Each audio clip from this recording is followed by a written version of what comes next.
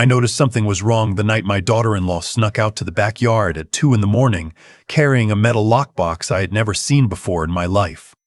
I wasn't supposed to be awake. At 64, I don't sleep the way I used to. Some nights I'm up at midnight staring at the ceiling, running through old memories like a film reel I can't shut off. My late wife Patricia. The early years when we built this house with what felt like nothing, the smell of sawdust and fresh paint that still lives somewhere in the walls. That particular Tuesday I had gotten up for water, and through the kitchen window that faces the backyard, I saw a light moving near the old tool shed. At first I thought it was an animal. We get raccoons sometimes, big ones that knock over the trash cans and make a sound like someone rearranging furniture. But then the light steadied, and I could make out a shape. A person, crouching near the far end of the yard where the fence meets the oak tree. Moving slowly, deliberately. I stood there at the kitchen sink for a long moment without moving. The refrigerator hummed beside me. The clock above the stove read 2017 a.m. I recognized her by the way she walked back toward the house. My daughter-in-law, Vanessa. She moved with her shoulders hunched, the metal box tucked under one arm, her phone flashlight aimed at the ground. She disappeared around the side of the house, and I heard the back door click shut a few seconds later. I went to bed, but I did not sleep. Let me back up, because none of this makes sense without the full picture. My son Nathan and I have always been close. He's 36 now, takes after his mother in the ways that matter, patient, thoughtful, slow to anger. After Patricia passed 4 years ago from ovarian cancer, it was Nathan who came home every weekend for 3 months straight. He didn't ask what I needed. He just showed up, fixed things around the house, sat with me on the porch in the evenings, and let the silence be comfortable instead of heavy. I am not an easy man to love, and I know that. I spent most of his childhood working, building the landscaping business I'd started in my late 20s into something real. I missed things, school plays, birthday parties, the small, ordinary moments that stitch a childhood together. I've carried that guilt a long time. Nathan met Vanessa about 5 years ago, introduced her at Thanksgiving like she was a surprise he'd been saving. She was polished, I'll say that. Good with eye contact, asked questions about my business, laughed at the right moments. I liked her well enough at first. My sister Gloria thought she was wonderful. My buddy Frank, who has known Nathan since Little League, said he seemed happier than he'd been in years.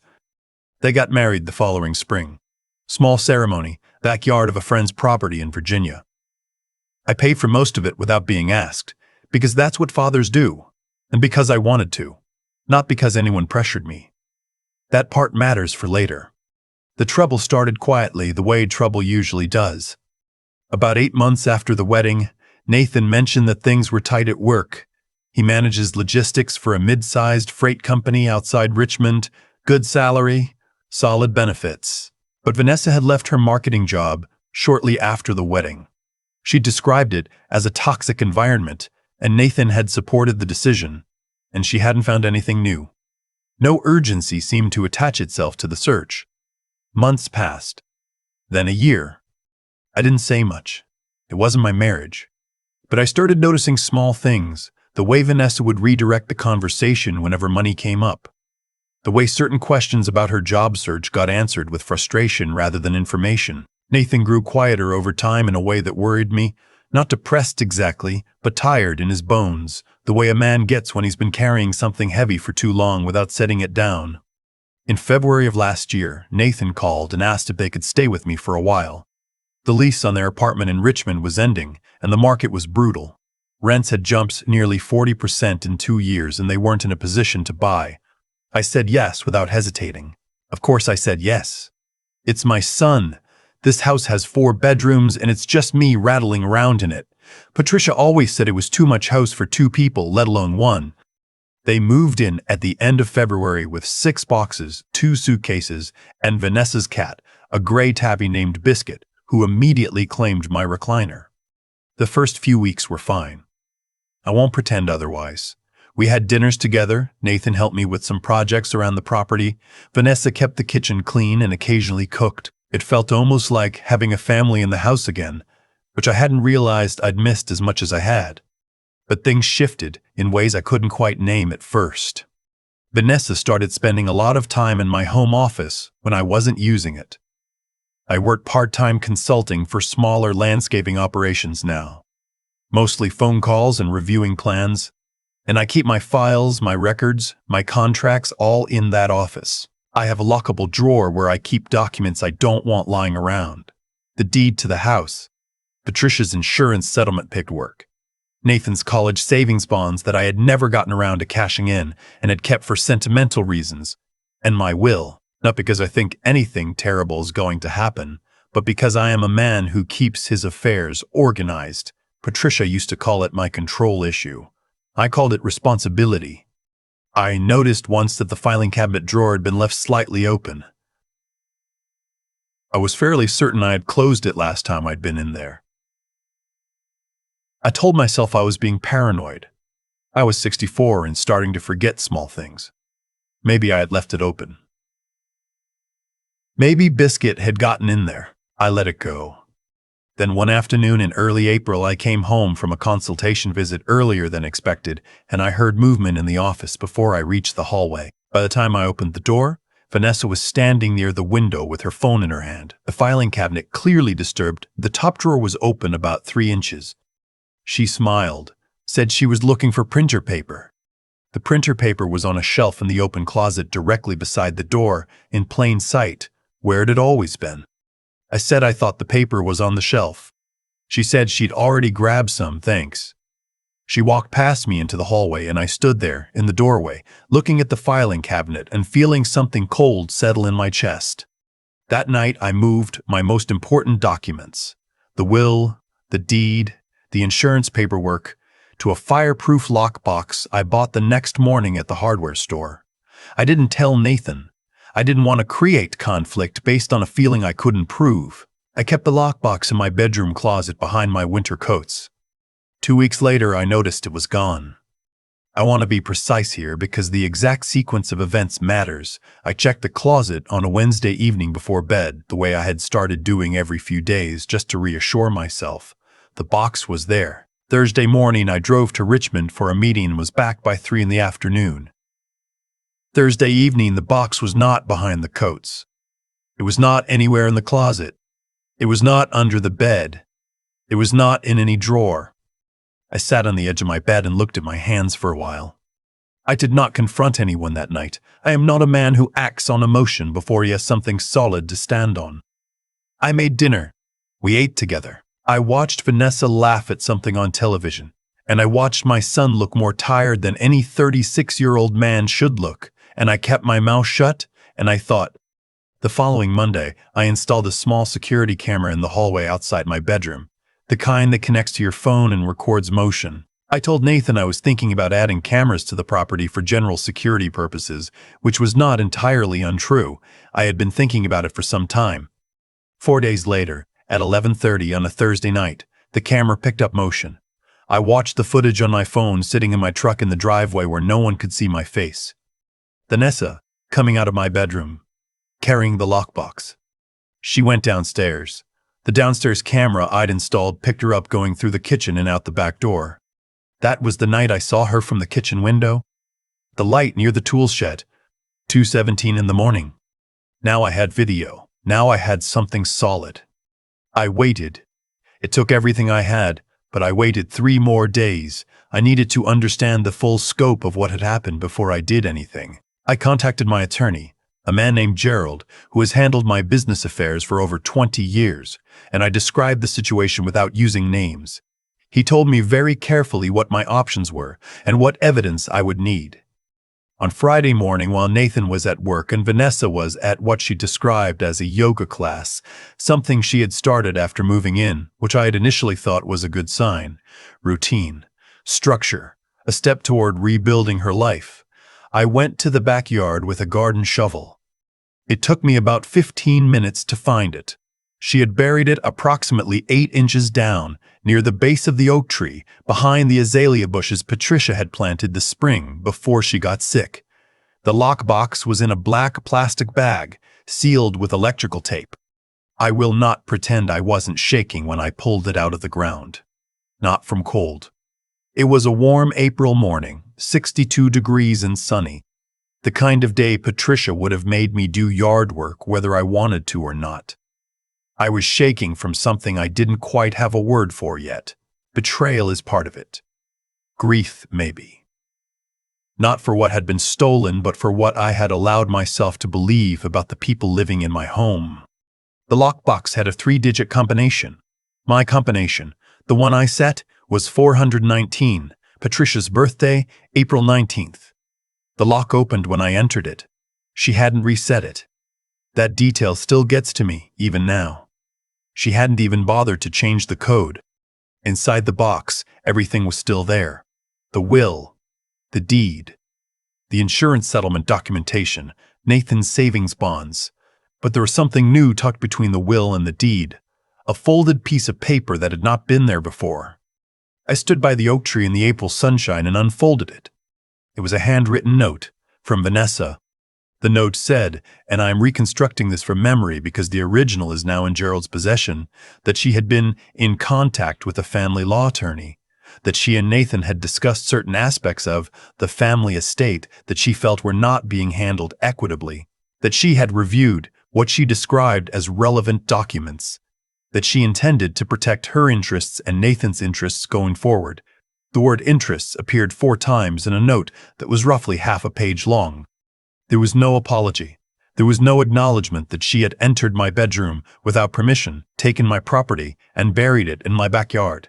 Just that word, interests, like a fist inside a velvet glove. I photographed every page of every document with my phone before I reburied the box exactly where I had found it. Then I went inside, washed my hands, made coffee, and called Gerald.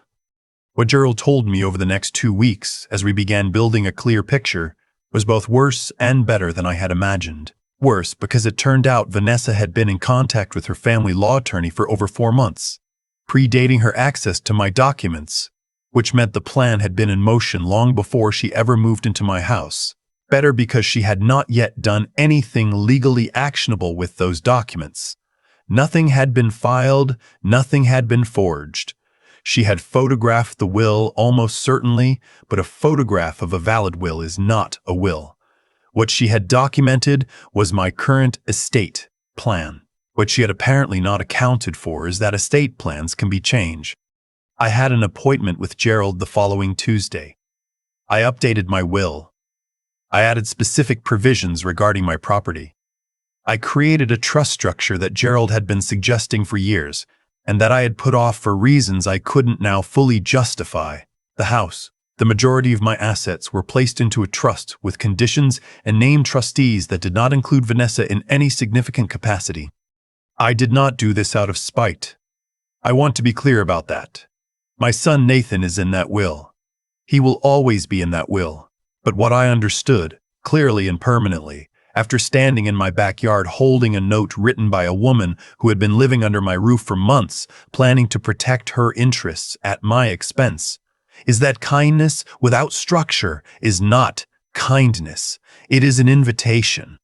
Patricia understood this. She was a sharp woman, far sharper than me in the ways that count. She used to say that love and paperwork are not opposites. She meant it about the business, about contracts, about putting things in writing, but she meant it about everything. I think now, about family, about trust, about the difference between the people who love you and the people who love what you have. After the legal documents were in order, I sat Nathan down alone. No Vanessa. I asked him to come over on a Saturday morning for breakfast, which is something we used to do regularly before everything got complicated. He came in looking lighter than he had in months, brought donuts from the shop on Route 7 that his mother always liked. We sat at the kitchen table, and I put my phone between us and played the security camera footage. I watched my son's face as he watched his wife walk out of my bedroom with my lockbox. He didn't say anything for a long time. The footage is less than 4 minutes, but we sat with it for much longer than that. Nathan is not a man who cries easily, hasn't been since he was a teenager. But his jaw worked the way it does when he's fighting something back. Finally he said, "How long have you known?" I told him the full timeline. He was quiet again. Then he said, "Dad, I didn't know about any of this." I believed him. I still believe him, not out of blind fatherly love, but because I know my son, and because in the weeks that followed his behavior confirmed it. He confronted Vanessa that same afternoon. I don't know exactly what was said. I was not there, it was not my conversation to be in, but by Sunday evening Nathan came back to the house without her. He sat in the living room with his hands folded and told me that Vanessa had admitted to accessing the documents. She claimed she had done it to protect him. That she was worried about what would happen if something happened to me, and the estate wasn't structured fairly. Protect him from his own father. The father who had paid for their wedding, given them a free place to live, never once asked for anything in return. Nathan moved out 3 weeks later into an apartment in town. Not far, about 8 miles.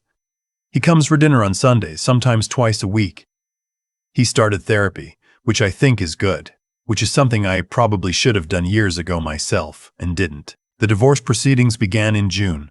Vanessa retained her family law attorney, and I am told the process is not entirely simple, but Gerald is monitoring things at my request to ensure nothing connected to my estate becomes part of her strategy. She never apologized, not to me, not as far as I know to Nathan, not for any of it. That tells me everything I need to know about who she was from the beginning and who she intends to remain. What I've learned at 64, the hard way as usual, is that your home is only as safe as the trust inside it. I opened this house to Vanessa not because she earned it, but because she was married to my son, which I thought was reason enough. I learned that it isn't. Trust has to be built out of something observable over time.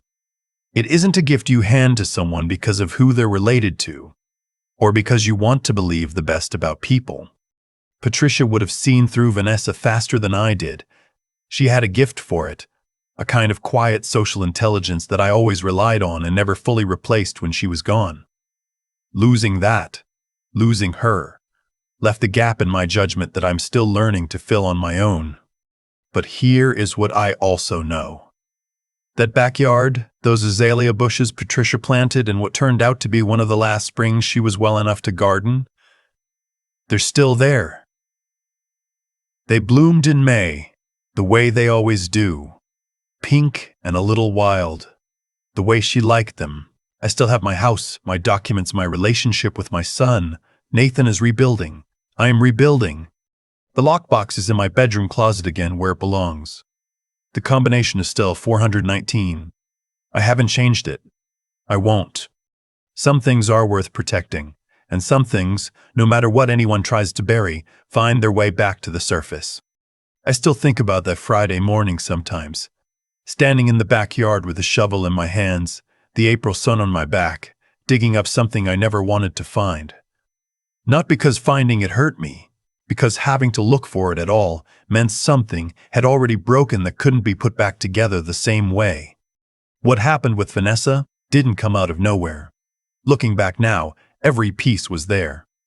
The printer paper, excuse, the filing cabinet left open 3 inches, the way certain conversations quietly died whenever money came up. I saw the signs, and I chose the more comfortable explanation, which was that I was being a paranoid old man rattling around in too big a house. That was my failure, and I own it. Choosing comfort over clarity is how people end up standing in their backyard with a shovel on a Friday morning. Here's what I've come to understand about the way things play out in life. Actions have weight. Every decision a person makes, generous or selfish, careful or reckless, adds to a pile that eventually tips one way or the other.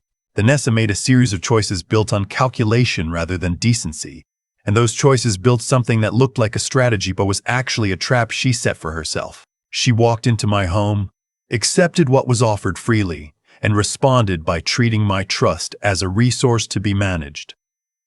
That kind of behavior doesn't stay hidden forever. It surfaces. It always does. Nathan is the part of this story I'm most grateful for. Not because he chose me over her, that framing is too simple, but because when I showed him the footage and laid out the full timeline, he sat with it honestly. He didn't rationalize. He didn't look for a version of events where everybody was partially right. He looked at what was in front of him, and he responded with integrity, which is harder than it sounds when the person in the footage is someone you built a life with. I raised him to be that kind of man. I didn't always do it right. And there are years I can't get back, But that Saturday morning in the kitchen watching him process the truth, I felt something settle in my chest that had been loose for a long time. What I keep coming back to is this: the will, the deed, the insurance papers. None of it was worth more than my relationship with my son.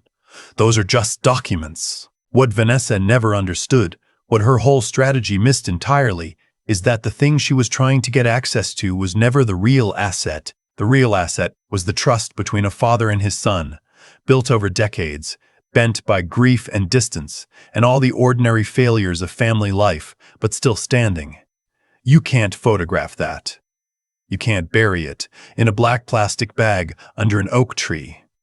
I updated my estate plan not out of anger, but out of clarity. There is a difference. Anger passes. Clarity is something you keep. And I've learned, later than I should have, if I'm being honest, that protecting what you've built isn't a betrayal of generosity. It's the responsible extension of it. Patricia knew that. I'm still learning to think the way she did. Nathan comes for dinner most Sundays now. Last week, he helped me restake the azaleas along the back fence, the ones his mother planted. We didn't talk about Vanessa. We talked about the yard, about whether the oak tree needs trimming, about nothing in particular. It was one of the best evenings I've had in years. Some things, once you stop being afraid to protect them, turn out to be sturdier than you thought.